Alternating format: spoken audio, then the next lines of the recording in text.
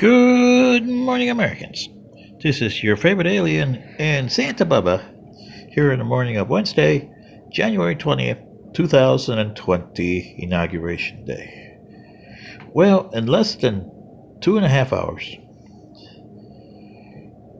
the DFA will inaugurate its fifth and last president.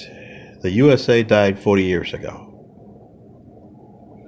And as I understand it, President Biden is, in his inauguration speech, is supposed to say about healing. Yesterday, in a speech to the commemorating the 400,000 people who have thus far died in the coronavirus, he said that the first step for healing is remembrance. I bow to disagree, President Biden, because a lot of people don't want to remember. And that's the problem. Take the African Americans. They're so hell bent on taking all those Confederate statues off the market.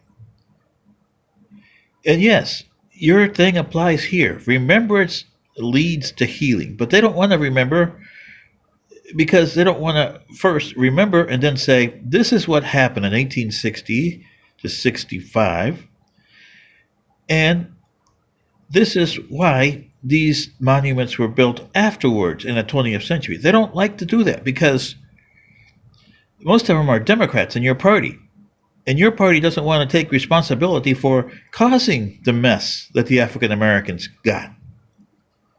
You blame the Republicans for a lot of things, but your party's got to come true and come to arms on this compromise of 1877 that caused a lot of grief for a lot of people and forced the United States government to act the way it has been for the last 150 plus years. That you have to change. I mean, look at the internment camp for the Japanese. There was no internment camps for the Italians or Germans. So what are you going to do about that? Sure, you got Auschwitz for the Jews, and you got memorials for the Jews for the Holocaust. But where are you going to have the history and tell the subsequent generations of these people, Japanese, Italians, and Germans, and all the rest, the Irish, the African Americans especially? They should have those monuments up there and tell their generations and the generations to come, this is what happened because of the people's thinking at the time. And when this was built, this was the thinking at the time and the way they acted at the time. It's abhorrent to you, yes, but it's part of your history. And you just can't shove it away and do anything. Otherwise, it'll cause the wound that you got today, the us versus them. How are you going to heal that, President Biden? Us versus them. You got us versus them in your own party, AOC and Tlaib. Tlaib is a congresswoman who says that Israel is a terrorist country.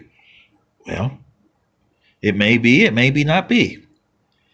But it was done by Europeans who wanted to give people a homeland, and you can't do that either. And this is what happens when you do. You get something that's going to be almost a century pretty soon about that. Tlaib is right in some cases and very wrong in others. Right that that land didn't belong to the Jews. Yes, it did not. The British and the so-called League of Nations thought that, hey, in the United Nations, when they did the partition of Palestine, what were they thinking? Really? The Jewish people should acclimate to whatever country they're in. They're still in the United States. They didn't leave it.